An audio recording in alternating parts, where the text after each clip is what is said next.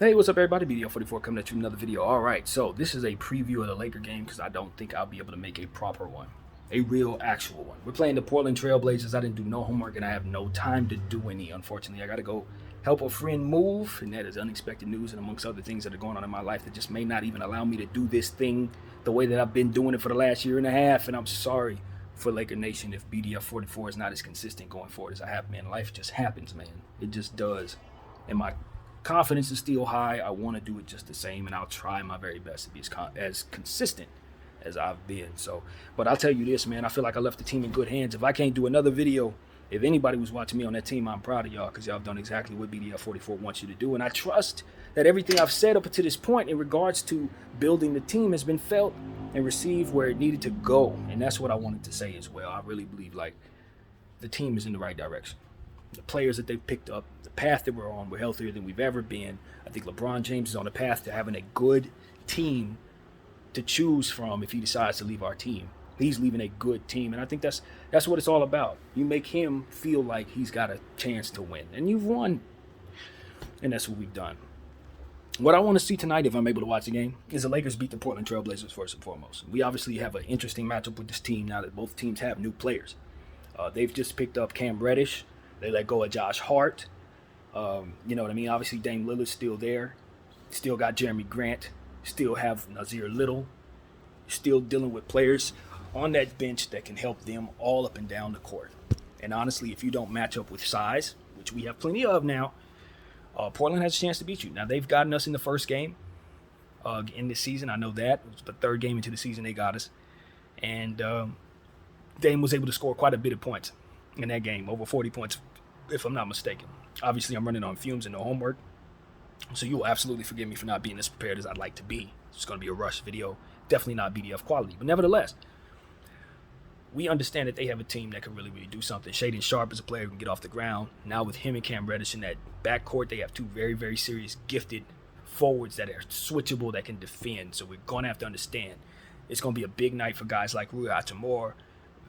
Vandalorian is also known as Vanderbilt. I don't think we're going to call him Vanderbilt very often. We're going to call him Vando.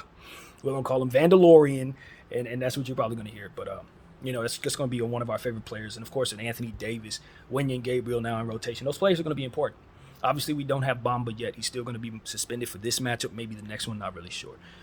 Is Bron going to play? Didn't check, don't know, not really sure. But what I will say is he was dealing with that foot, and it might not be a bad idea for him to continue to sit. So take that with a grain of salt. So yeah, that's what it is, man. I didn't do no homework. I couldn't.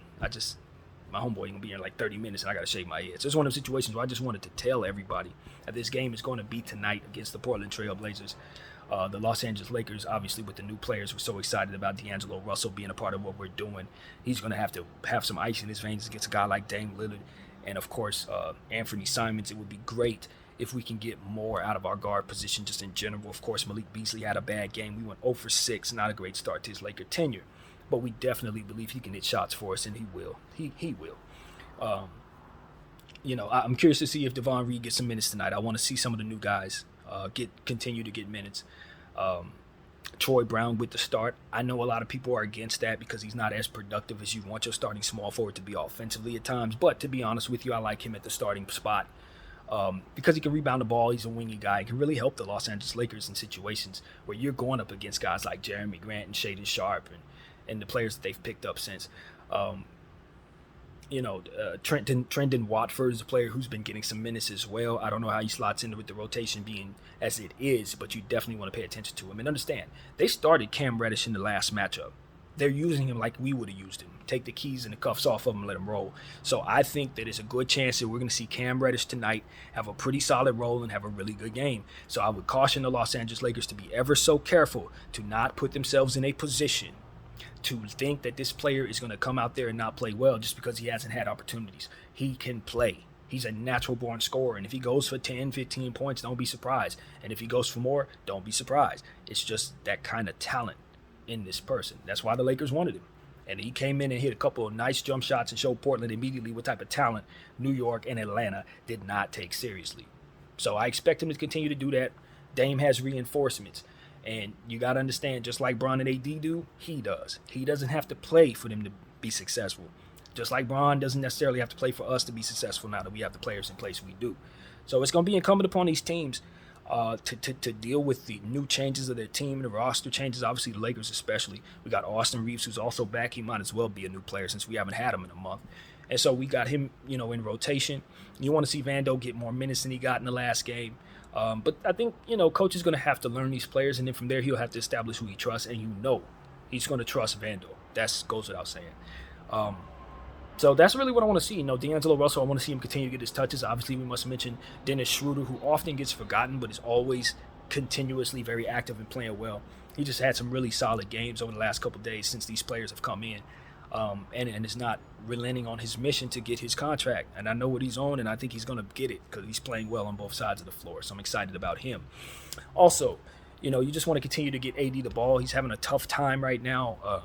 I don't know what's going on, but I do believe that he's not at his best. So what I want to see the Lakers do is get him his touches early, try to establish him against some of those forwards that they got, try to see if we can get a Jeremy Grant in foul trouble, try to see if whatever they're going to do with the center position, because I do believe Nurkic is hurt, but I'm not sure. You just got to run on fumes as I am. But, it's one of those situations where because we have the size in place now, because we have the players that we do, it's no continuity. We don't know ourselves. So it's going to be one of those situations where you hope the Los Angeles Lakers can put some continuity on the floor. You hope the rotations will make sense. But the reality is, until they get a couple practices under their belt, until they get some real situations with themselves and get some rotations that they can get comfortable with, it's really no way of knowing what the Lakers are going to be able to do out there.